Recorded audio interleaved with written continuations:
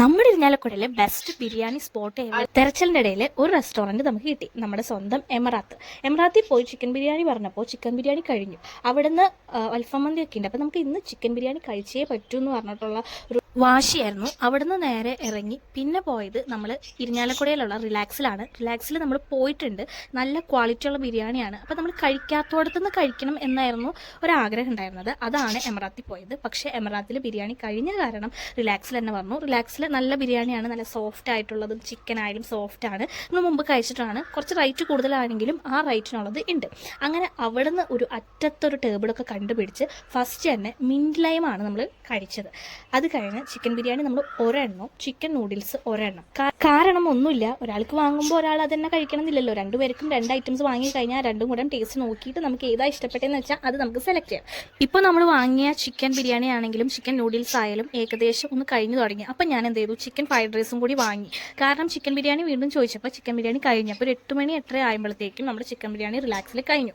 എല്ലായിടത്തും കഴിയും. അത് കാരണം നേരത്തെ തന്നെ കഴിക്കാനുള്ളവരൊക്കെ പോകണം, അല്ലെങ്കിൽ നമ്മളെ പോലെ ഇതേപോലെ അബദ്ധം പറ്റിപ്പോകും. ലാസ്റ്റായിട്ട് പിന്നെ ഓർഡർ ചെയ്തത് നമ്മുടെ ചിക്കൻ ഫ്രൈഡ് റൈസും മിൻറ്റ് ലൈമും ആയിരുന്നു.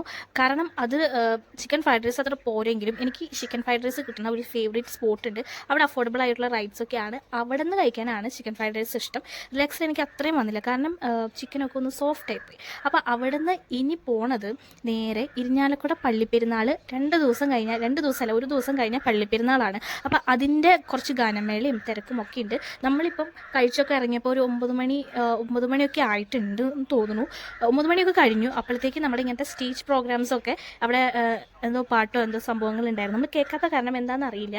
അപ്പോൾ അവിടെ അതൊക്കെ കഴിഞ്ഞ് അവർ പോകാൻ നിൽക്കുകയാണ്. ഞങ്ങൾ എത്തിയതും അവിടെ കഴിഞ്ഞതും തിരിച്ചു പോണ വഴിക്ക് പൊരിയും ഭദ്രസേവയും പോപ്കോണും ഇങ്ങനത്തെ പല ഐറ്റംസും മിഠായികളൊക്കെ ഉണ്ടായിരുന്നു. അവിടെ നിന്ന് കുറച്ച് സാധനങ്ങൾ മേടിച്ച് നേരെ വീട്ടിലേക്ക് പോണ വഴി നമ്മുടെ സിഗ്നൽ റോഡ് പണി നടക്കണ കാരണം പൊളിച്ചിട്ടേക്കാണ്. അപ്പോൾ ക്രെയിൽ വെച്ചിട്ടാണ് ഈ സംഭവം ഉണ്ടാക്കിയേക്കുന്നത് കേട്ടോ. അപ്പോൾ കഴിഞ്ഞ പ്രാവശ്യം ഇത് നല്ല സിഗ്നലിൽ നല്ല ഭംഗി ഉണ്ടായിരുന്നു. ഈ പ്രാവശ്യം അതിൻ്റെ കുറവൊന്നും ഉണ്ടായിരുന്നില്ല. കാരണം ആ ആംബിയൻസിൽ തന്നെ നമ്മുടെ ആ അരങ്ങുകൾ കിടക്കണ കണ്ടിട്ട് നല്ല രസമുണ്ടായിരുന്നു. കാരണം എല്ലാവർക്കും നല്ല അത്ഭുതമായിരുന്നു കേട്ടോ.